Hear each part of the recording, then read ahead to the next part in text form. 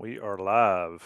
Welcome into Inside Carolina Postgame Podcast. North Carolina wins the Purchase 72-64 over Boston College in the Smith Center. I'm Tommy Ashley. That's Sherrell McMillan. Sherrell, overall thoughts? For whatever reason, Carolina and Boston College play some ugly basketball in the Smith Center. Yeah, defensively, I think was the issue for UNC when you talk about ugly. There was a stretch there in the second half where they just could not get a stop. They go to 9-0 at home in conference play. It was a win that they should have, that they had to have. So I think the top line is that they won. And just like we said last year after the Boston College game, it's one we'll never think about again. We'll have no memories of. And we move on to Saturday when they play NC State. I think that's kind of the top line for me is that they won. It wasn't pretty, but they won. Yeah, a win is a win is a win. That's all that matters. Armando Bacot, RJ Davis, and Caleb Love lead the way to get this win.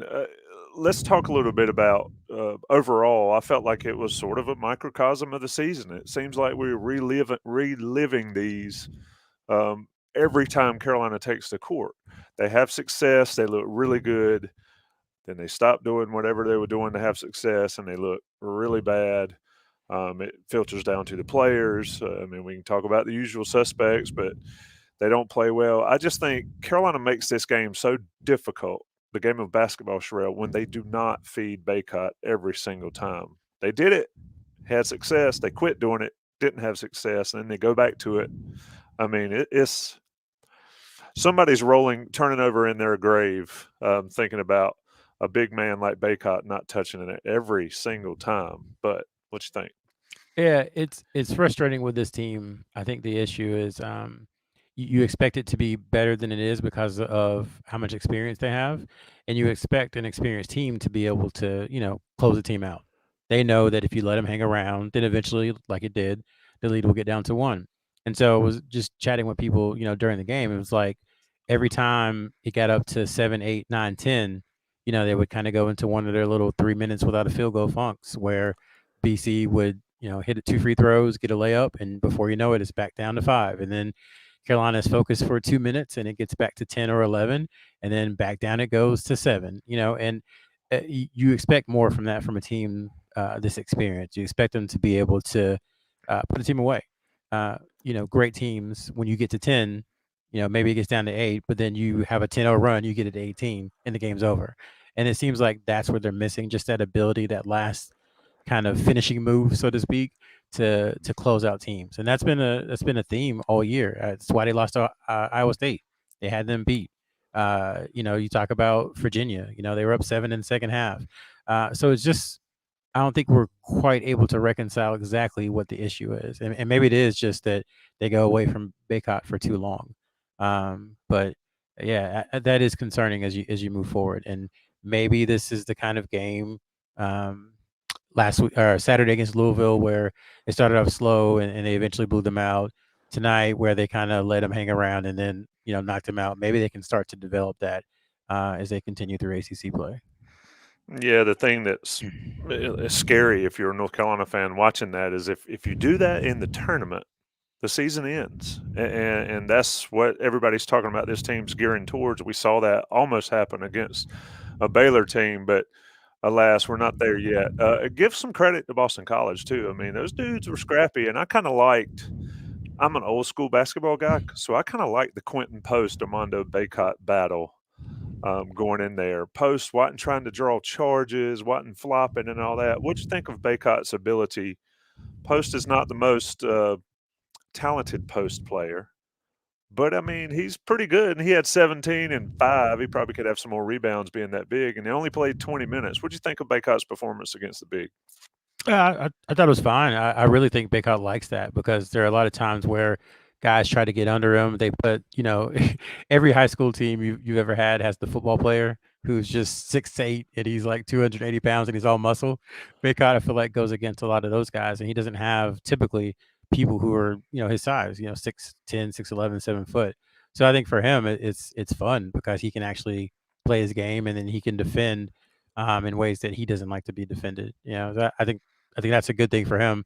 I would have liked to seen him get more shots. To your point, I mean, he was 8 for 11. And I know some of those, he got fouled on a few times, 6, 7 free throws, but 11 shots when he's playing as well as he is just isn't enough. It reminds me of the 2005 championship game, not just this one game, but in general. Sean May is destroying people, and I think he only had 10 shots officially in the championship game. It's like just feed him the ball. Is he should There shouldn't be a game again this season unless the defense is doing something very odd schematically where Baycott gets less than 15 shots. It just shouldn't happen because he's that much of an advantage. I think he's the front runner for ACC Player of the Year now. He's got all these historical numbers that he's going to pass soon, and you just have to ride that until everyone else can kind of come along. RJ Davis has started to come along. He's played really well since the beginning of the year, the beginning of the calendar year, and you hope that Caleb Love can come along too. And he showed some signs, but still a work in progress. Yeah, Love 7 for 18, 2 for 10 on threes. Ish hit some big shots, made some nice plays. Um, really surprised he didn't get a technical on that dunk from Teddy Valentine there, but that was a little something different. So he's got to shoot it better from three, obviously. But you mentioned R.J. Davis, and Hubert mentioned that on his weekly ACC Zoom that he's finally gotten healthy. He was banged up on that hand early in the year. RJ Davis is the key. We've talked about him. I mean, Bacot is the monster. Sean Crawley in the chat says a beast, and I agree with that. But RJ Davis, I think this team goes where he goes as long as Love doesn't shoot him out of it, which is certainly possible. But just sort of talk about RJ's evolution. His shooting percentage was terrible to start, and now it's sort of creeped back in line where he was last year. I think it's efficiency. His 3-point shot, to your point, has come along, and he just looks like super confident. Like right now, it's the opposite of what Caleb Love is. Like if you look at Caleb, I'm not trying to be body language guy because that's not who I am, but you can see when someone is confident playing basketball. You see someone who hopes their shots go in versus someone who expects their shot to go in. And RJ is the former right now. I mean that step back he hit, I think it was the second one from the right wing. There was no hesitation. There was no thought. It was like he was by himself in the gym. So I think just being able to do that has helped. And then, I think he's learning that when you feed Armando Bacot the ball, good things happen because, to someone's point, Bacot had 3 assists in the game. I don't know if any of them were particular to Davis, but over the stretch where, really since Georgia Tech, where Bacot has become more of the focal point of the offense, he's been doing a pretty solid job of passing out of double teams. And if you're a shooter like RJ Davis, it's open for you. So I think it's more just confidence, his ability to really kind of run the team, and then his 3-point shot has come around. Those three things have propelled him from the early season struggles. Yeah, and somebody mentioned assist with a lack thereof. Carolina had 8 assists tonight on 26 made baskets. I mean, part of that is the inability to feed Bacot enough. And then when Bacot gets fouled, Carolina counts that as an assist if he gets fouled on a shot. At least they used to under Dean Smith and Roy Williams. So my issue is not necessarily the assist numbers; it's the shot numbers for Bacot, and we've covered that one. Him with 11. Davis with 13, and then Love with 18. I'll tell you a shot I like to see, Sherrell, and it's something that I think we gave DeMarco Dunn not much credit or not much opportunity coming into the season. We didn't think he'd get a lot of times, but he's come up and he's played well, and the one rebound he got was pretty impressive. But I think I like his game more and more. I think that step in three that he had, I think he could be a factor for this team going forward. Yeah, for sure. I think Saturday was defensively. Hubert Davis talked about how well he played defense on Ellis after Ellis had, I think, 11. Ellis at one point was outscoring Carolina by himself, and from there, when kind of Dunn got on him, he didn't do a ton after that. So defensively, he can help. And then, we've talked all off season and even during the season about North Carolina needing additional help on the perimeter to fill that void from Brady Manick last year. And B. Nance when he played, has done an admirable job from three. Obviously, he's not Brady Manick, but I think he hit a couple tonight. And he's kind of in that 1.5 to 2 per game when he plays. And now DeMarco Dunn, usually when he gets an open shot here lately, he's been making it. Need to look at his 3-point percentage, but in conference, I think it's pretty good. Same thing with Puff. He didn't hit one tonight, but when those guys get wide open opportunities, that's what they have to do. And Dunn's definitely taking advantage of the opportunities. And you'll probably see him continue to stay in the rotation, especially if his defense is on point. His offensive rebounding continues to be. He's good for one of those a game. I think a nice offensive rebound and putback, just kind of knows where to be. And going back to Roy Williams, that's kind of what you want out of a Carolina wing. You want him to be low usage, high efficiency, make an open three, crash the boards. And if he can do that, he'll continue to get time. One thing I see about Dunn and a couple other guys is when shots go up, they're not standing there looking at the shot go up. They're going to find where the ball might end up. And Dunn does that pretty well if you watch off the ball and see on the offensive rebounding end. You know, not a whole lot else to talk about in this. Somebody asked the question, and I'm going to give them props. I'm not going to call it up. But George Jenkins asked, and I'll ask you this, Sherrell. And of course, folks, this is Sherrell McMillan, who is subbing in tonight, or actually is starring tonight after being just a rock star the last few weeks covering Carolina basketball recruiting. And if you're in this chat and you're not a premium member at Inside Carolina, you have missed out. And I might ask you a question about that in a minute, Sherrell. But George Jenkins asks, how does this team better utilize Pete Nance's strengths? I think Pete Nance, to me, just quite frankly, needs to be more aggressive, Sherrell. 2 for 7 tonight, 2 for 4, 6.5 rebounds, 3 turnovers as much.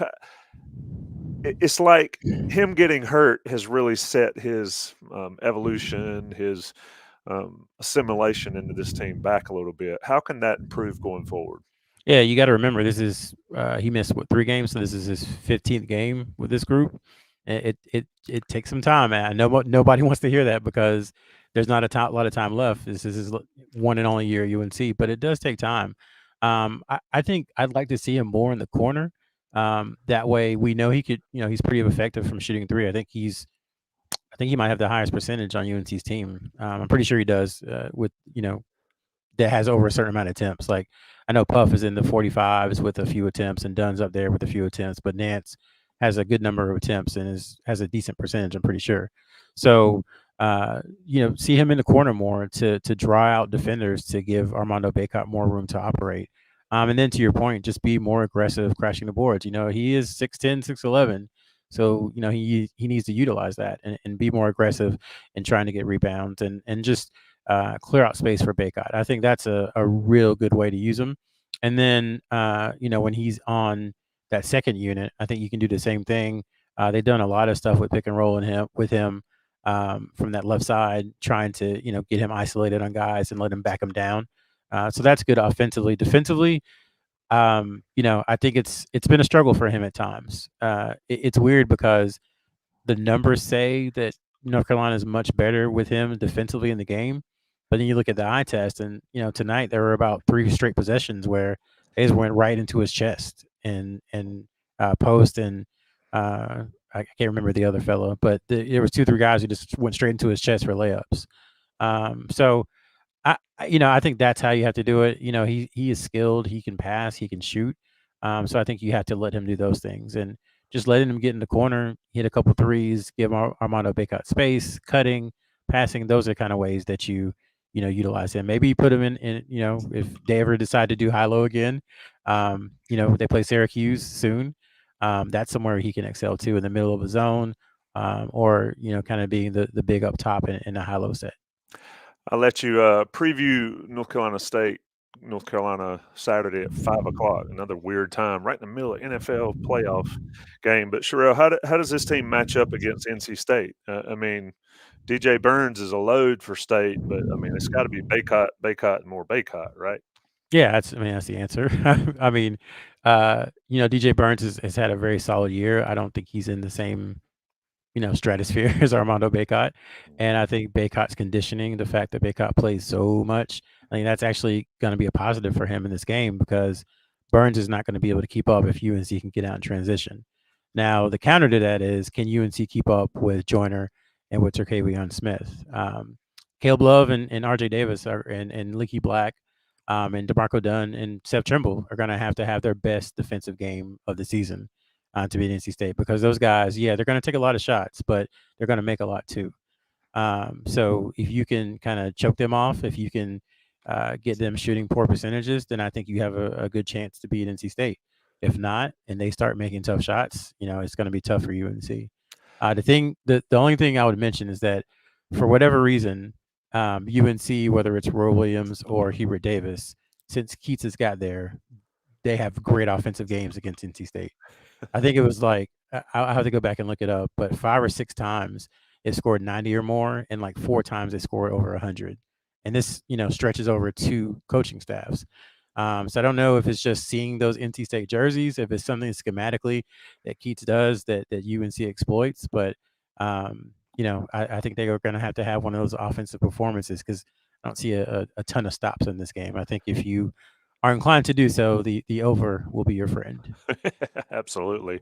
You mentioned Turquavian Smith and Joyner. I mean, those dudes can play. And if State can get anything from their bigs, it could be an interesting ball game. But you're right. Defense will be an issue for North Carolina. We will see how much they buy in to that aspect of the floor. They've done it in spurts in the past. They'll need to do it a lot.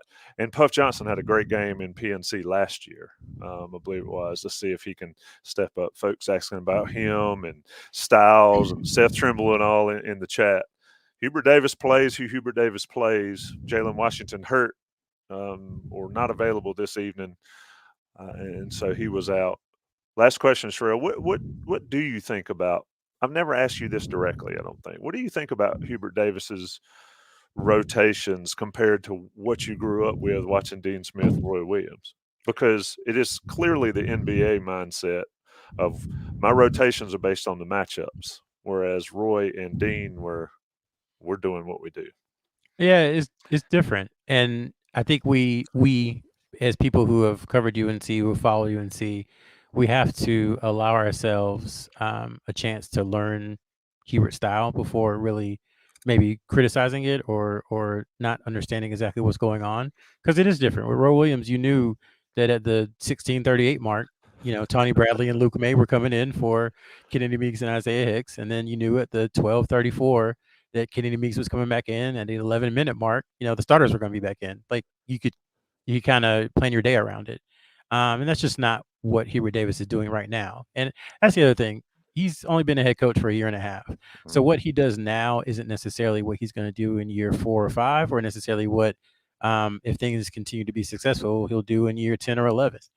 So he's growing as a head coach and he's learning what he likes to do. I don't know that he maybe fully knows exactly how he wants to 100% use his bench or have substitution patterns. It could be a situation where right now this is how he has to do it until next year where he doesn't. So I think we just have to have a little patience. I know that's very difficult to do when it comes to these seasons, but I think what we can tell is, to your point, that thus far through 2 years with this core group, that he's gonna use subs very conservatively, and that there's going to be a strategic point to it. We might not understand it until after the game.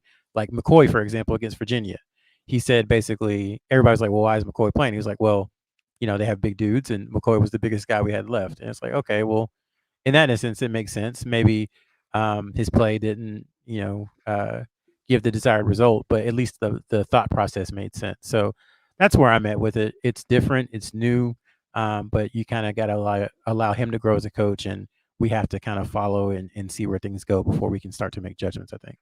Absolutely. It seems like it takes forever, but they are only a season and a half into Hubert Davis's time. That's Sherrell McMillan, recruiting expert, been working hard. Get on Inside Carolina premium boards and check out Sherrell's work with Ian Jackson's commitment. I wonder if Elliot Cadeau can feed the post consistently. I think he might be able to. Oh, you know what? Since you said that, shout out to Puff. That there was a play in the second half from the left corner. He made a, I don't want to call it brilliant because that's being dramatic, but really just good fundamental post entry to Bacot. Bacot got fouled and made the basket, and just little stuff like that. That's why one of the reasons I really like Puff. Just high basketball IQ type things. That was a really good play that isn't going to be in the box score, but was very important. Yep, I agree 100%. I remember to play a nice little left-handed wraparound pass perfectly to Bacot. It is an art, and it is not as easy as we might think it is, and Puff made a good one there. Carolina beats Boston College 72-64, gets to 5-3 in the conference in a jumbled up conference. I mean, Clemson, probably the best team in the league at the moment. Everybody else stacking up behind them. Sherrell McMillan, I'm Tommy Ashley. Johnny T-Shirt and JohnnyT-Shirt.com. Appreciate the 200 folks that have been in here live. Check us out. Comment on the YouTube chat. Comment on the message boards. Thanks, Sherrell. Yep. Have a good one.